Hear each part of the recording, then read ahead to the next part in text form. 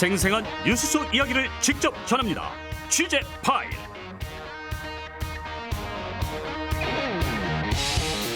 취재 파일 시간입니다. 맹현균 기자와 함께하겠습니다. 어서 오세요. 네, 안녕하세요. 이스라엘과 하마스 무력 충돌 벌써 닷새째인데 현재 네. 상황부터 좀 정리를 해볼까요? 지금 아비규환의 상황이고 일촉즉발의 상황이다. 그러니까 이스라엘이 가자 인근의 자국민에게 대피를 준비해라 이렇게 했고요. 또 72시간 동안 필요한 음식과 물, 다른 물자를 준비하라 이렇게 알렸다. 이런 보도가 나왔습니다. 네. 이 말은 가자 지구로의 그 지상전이 임박했다라는 신호로 보고 있고요. 또 해당 지역에는 현재 안전지대가 없다라는 얘기까지 나옵니다. 예. 교전이 격화하고 있고 또 민간인들에게는 더욱 위험한 상황이 계속해서 펼쳐지고 있다 이런 뜻입니다. 네. 실제로 네마냐후 이스라엘 총리가 조 바이든 미국 대통령과 통화를 할 때 지상작전이 불가피하다라고 했었거든요. 그래서 지금 일촉즉발의 상황이다 이렇게 보고 있습니다. 지상작전이 펼쳐질 경우에 가장 걱정되는 게 민간인들 피해입니다. 맞습니다. 그러니까 이스라엘이 싸움에서 승리를 해도 이게 평화가 찾아오는 건 아닌 거잖아요. 그렇게 많은 민간인이 희생됐는데 과연 이게 이긴 전쟁인가라는 생각을 해볼 수밖에 없고요. 그러니까 외신들도 전투 자체는 이스라엘이 승리할 거라고 보는 시각이 지배적입니다. 예. 다만 이번에 하마스를 좀 축출한다고 해도 그것이 항구적인 평화인가라는 데에는 의문을 가지고 있습니다. 네. 단기적으로는 좀 전면전이 사라질 수는 있겠지만 하마스의 완전한 축출이 좀 불가능한 데다 계속해서 좀 교전이 발생하면 민간인의 피해는 계속 누적될 것이고 결국 아랍권의 갈등이 증폭될 것이다 이런 시각이 나오고 있습니다. 네. 이스라엘군이 백린탄을 쐈다 이런 예. 주장도 있네요. 그러니까 백린탄은 산소하고 접촉해서 불이 붙으면은 그 대량의 열과 섬광을 발생시키는 그런 무기입니다. 예. 인체에 굉장히 치명적이기 때문에 국제사회에서는 금기시되고 있는 것이고요. 네. 그런데 이스라엘군이 이 백린탄을 사용했다는 주장이 제기된 겁니다. 그러니까 민간인에게는 계속 끔찍한 피해가 이어지고 있는 겁니다. 네, 이게 도대체 누굴 위한 전쟁인 건지 모르겠는데 우리 국민들 안전 상황은 어떻습니까? 오늘 오전에 우리나라 체류객을 태운 국적기가 인천공항에 도착을 했습니다. 한국인 192명이 탑승한 비행기였고요. 애태웠던 가족들이 공항에 나와서 그 입국을 기다리는 모습이 연출되기도 했습니다. 네. 외교부는 계속해서 단기 체류자들에 대한 항공편과 육로를 통해 출국할 수 있도록 안내하고 있습니다. 네, 윤석열 대통령이 오늘 긴급 회의도 소집을 예. 했네요. 긴급 경제 안보 점검 회의였고요. 박진 외교부 장관을 비롯해서 신원식 국방부 장관, 박문규 산업통상자원부 장관, 김병환 기재부 1차관, 그리고 김대기 비서실장, 조태용 국가안보실장이 참석을 했습니다. 예. 그러니까 이번 사태가 우리 경제와 안보에도 미치는 영향이 중대하다. 이런 분석에서 소집을 한 것이고요. 윤 대통령은 회의에서 여러 국가의 입장과 이해관계가 첨예하게 얽혀 있는 만큼 사태의 확대 가능성을 배제하기 어렵다라고 진단을 했습니다. 네. 그러면서 이번 중동 사태는 우크라이나 전쟁에 더해 에너지 안보, 공급망 문제 등 국제사회가 이미 처해 있는 그런 위기에 대한 취약성이 악화할 수 있다라고 또 봤습니다. 특히 우리 국민이 조금이라도 피해를 보거나 또 위험에 빠지는 일이 발생하지 않도록 철저히 대비하라 이렇게 지시하기도 했습니다. 네, 이스라엘과 하마스가 이렇게 충돌하고 있는 국면에서 예. 9.19 남북 군사 합의가 도마 위에 올랐어요. 맞습니다. 이 문제도 좀 깊게 우리가 생각해봐야 할 문제이고요. 오늘 통일부를 상대로 한 그 국회 외통위 국정감사가 있었는데요. 여야가 9.19 군사합의를 두고 충돌을 했습니다. 네. 그러니까 여당은 파기 필요성을 언급을 했고 야당은 신중하게 접근해야 한다 이런 입장을 밝혔습니다.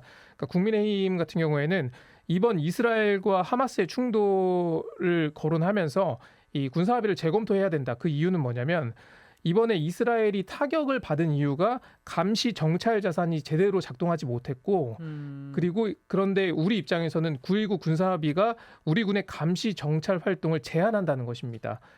대통령실 시각도 비슷합니다. 9.19 군사합의에 따르면 이 군사분계선 기준으로 비행 금지 구역이 설정이 돼 있거든요. 네. 일부 지역에서는 포사격도 할 수가 없습니다. 그런데 비교적 북한의 정찰 감시 자산은 우리 것보다 좀 떨어질 수밖에 없고 그 말은 우리에게만 활동이 좀 우리 군에게만 활동이 좀 제약된다라는 시각입니다. 그래서 이번 이스라엘과 하마스 충돌을 계기로 9.19 군사합의 파기 목소리가 나오는 것입니다. 근데 이번 사태에서 우리가 좀 반면교사로 삼아야 될 점은 우발 충돌을 막을 예, 상황 관리가 필요하다는 맞습니다. 거잖아요. 그러니까 군사합의 이후에 남북의 우발 충돌이 줄은 거는 사실입니다. 예. 그리고 반면 여당의 주장처럼 우리 군의 활동이 제약됐다라는 것도 맞는 사실입니다. 네. 하지만 이것을 우리가 먼저 파기를 해버리면은 북한에게는 도발의 빌미를 좀 주게 되는 것도 사실이거든요. 그렇게 되면 남북 긴장은 지금도 긴장이 상당히 고조된 상태인데 더 고조가 될 것이고 그러면 충돌 가능성이 높아지지 않겠습니까? 네.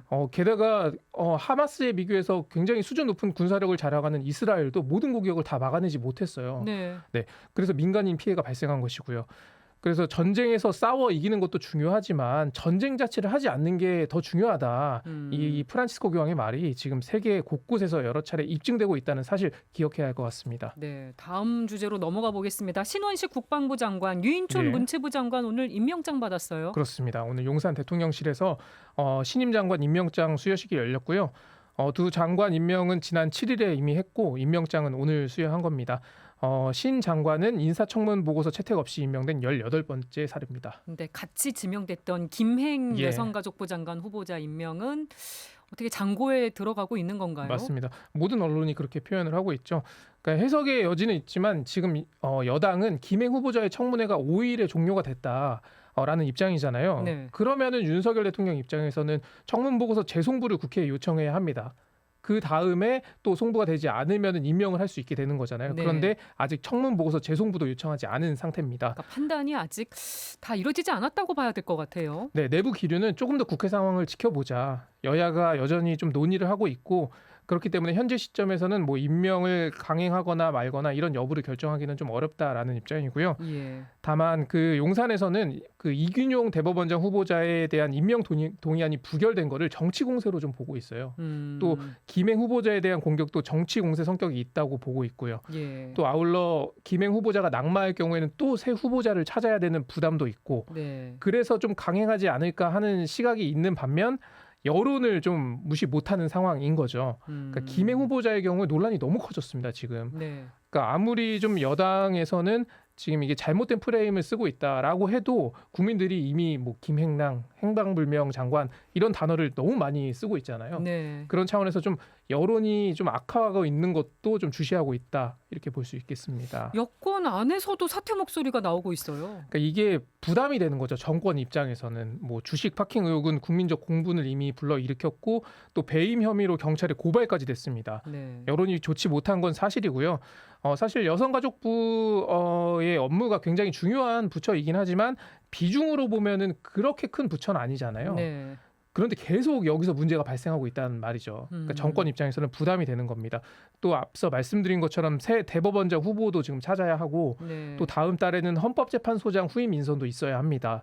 그러니까 김행 후보 문제를 이런 인선 문제를 계속 끌고 가기가 정권 입장에서도 부담스러운 상황인 거죠. 예. 그리고 오늘 현재 진행 중인 강서구청장 보궐선거 결과도 김 후보자 임명에 좀 영향을 미칠 것이다라는 관측도 나오고 있습니다. 예. 그래서 전체적으로 보면은 지난주까지만 해도 임명을 강행하지 않을까라는 시각이 좀 많았었는데 지금은 확실히 좀 기류가 바뀐 게 느껴집니다. 네, 오늘 선거 결과가 또 어떻게 나올지가 영향을 네. 줄 수 있을 것 같다는 건데 봐야겠습니다. 그리고 네, 지금 선거 투표율 어떻게 되고 있습니까? 강서구청장 보궐선거. 예, 오후 5시 기준으로 투표율 42.1%를 기록했고요. 오후 6시 기준으로는 43.8%를 기록을 했습니다. 예. 전체 유권자가 50만 603명인데요. 이 가운데 21만 9,371명이 투표를 마쳤습니다. 그러니까 사전 투표를 더한 수치이고요. 네. 투표는 오후 8시까지 진행이 됩니다. 오늘이 휴일이 아니기 때문에 퇴근길 투표까지 더하면 뭐 50%대 투표율이 나올 수도 있다라는 분석도 나오고요. 그러니까 투표율이 40%를 돌파했다라는 것의 의미는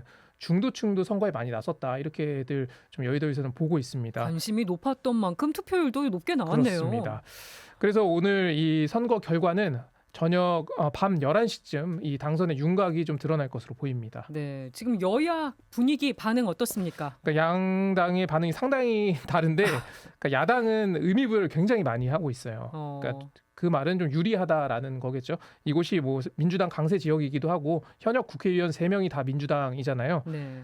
게다가 여론조사 결과를 봐도 좀 민주당이 높게 나오는 조사 결과가 많이 있었으니까요. 그래서 이번 선거는 총선의 전초전이다. 또 정권 심판 선거다라는 얘기들을 많이 하고 있고요. 반면 국민의힘은 이미 좀 기울어진 운동장에서 벌어지는 선거다. 그리고 이기기 쉽지 않은 선거였는데 이거를 정부 여당의 심판론까지 제기하는 거는 좀 무리가 있다라는 입장이고요. 예. 또 보수의 텃밭이라고 불리는 곳에서 만약 선거가 진행이 됐다면 그런 경우에도 정권 심판 선거라고 할 수 있겠느냐 이런 반론을 하기도 했습니다. 네, 알겠습니다. 취재 파일 맹영균 기자와 함께했습니다. 잘 들었습니다. 네, 고맙습니다.